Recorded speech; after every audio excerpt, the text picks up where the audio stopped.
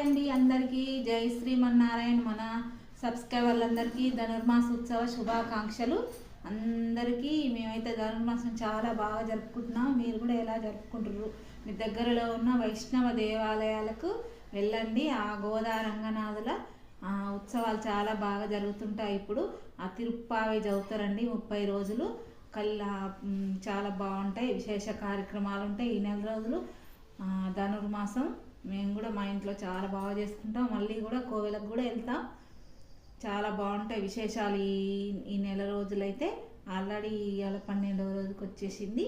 మీరు కూడా మీ దగ్గరలో ఉన్న ఏ వైష్ణవ కోవెలకు వెళ్ళండి. ఆ గోదా రంగనాథుల ఆశీర్వాదం మీకు కలగాలని, మన సబ్స్క్రైబర్లందరూ కూడా మంచి జరగాలని కోరుకుంటున్నాను.